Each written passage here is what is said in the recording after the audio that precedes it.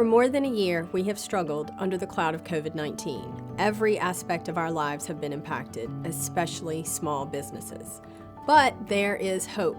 There are vaccines available, and now is the time to be proactive.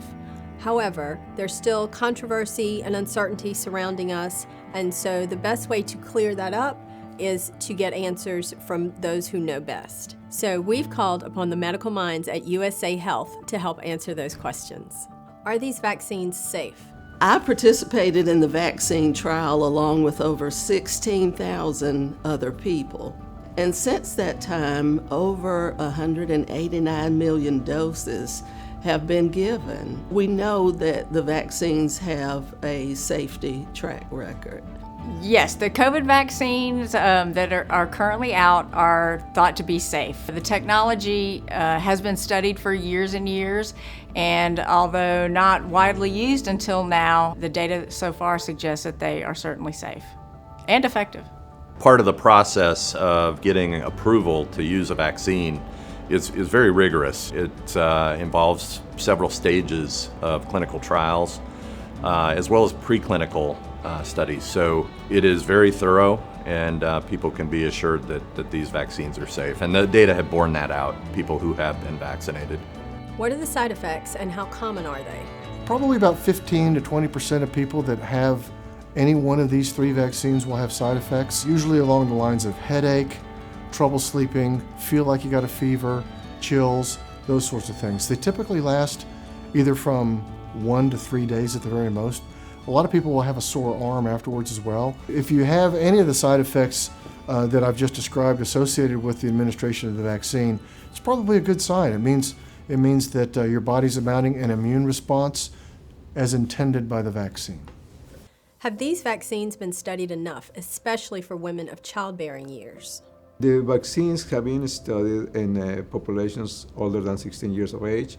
More recently, there have been studies in pregnant women and women of childbearing age that have demonstrated that they are safe. There were a number of women who inadvertently became pregnant during the study, and we have some data about their pregnancies. And so far, there doesn't seem to be any adverse outcomes related to those pregnancies, as well as in the intervening time since it rolled out, there have been a number of pregnant women enrolled in a registry through the CDC, and they're following those patients very closely. They currently have almost 4,000 pregnant women registered in this vaccine registry, and have outcome data on 200 or 300, and thus far it appears to be very reassuring, very safe. There's actually some very new data coming out that the antibodies are transferred across the placenta, which will hopefully confer some protection to the baby. So that's very exciting, and something that all of us in maternal fetal medicine are very excited about, that it did what we thought it would do, is hopefully give antibodies to babies, which is very exciting. So what about people who have actually had COVID-19? Can they skip the vaccine?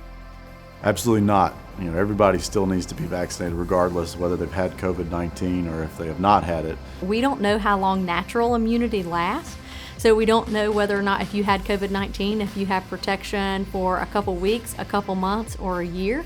So you wouldn't want to take that risk. The other thing that we don't know is if you had a common strand of COVID, if you're going to be protected from some of these other strands, so like the UK strand.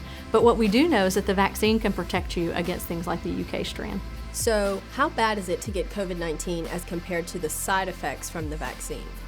What we do know about the vaccine is if you do experience any side effects like the sore arm, maybe the fever, muscle aches, fatigue, those are going to go away.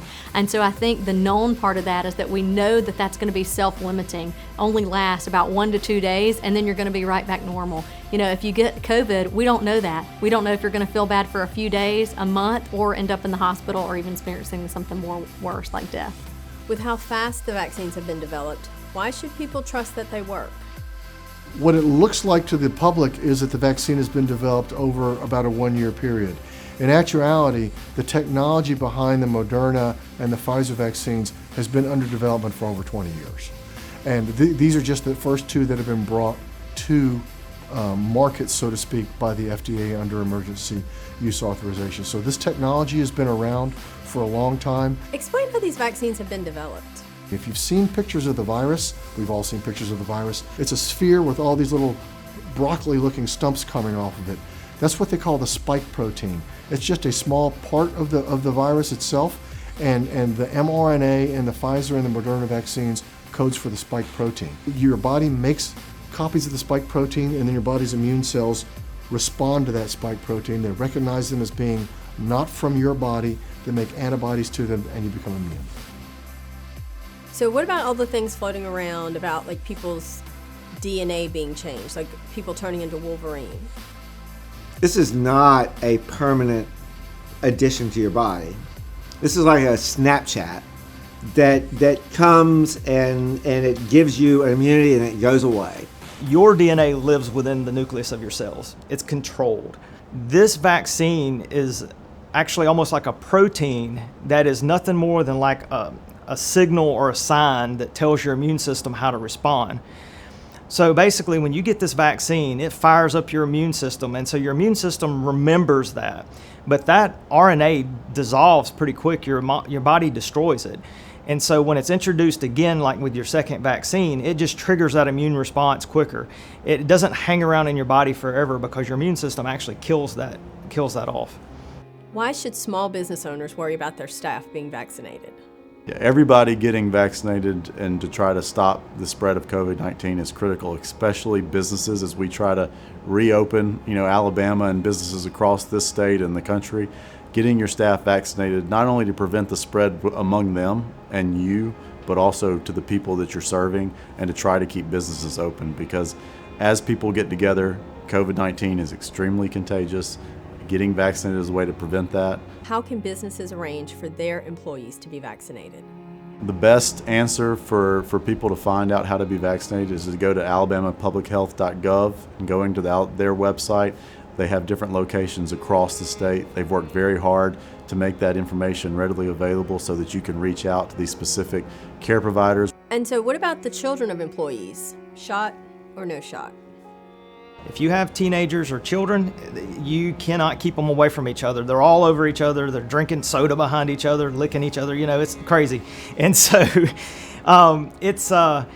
it's important to get them vaccinated, because they're kind of like we saw across in like Italy and places like that. They were the ones that spread it the most. And so it's important to get them vaccinated, not maybe to necessarily protect them, but protect your parents and their grandparents and all of those people around them. There will always be questions when it comes to COVID-19. However, you just heard from a group of folks who've been battling this for more than a year. They feel certain that the best way to beat COVID-19 and to keep businesses like yours open is to have your employees vaccinated. The benefits far outweigh the risks. Thank you so much for watching.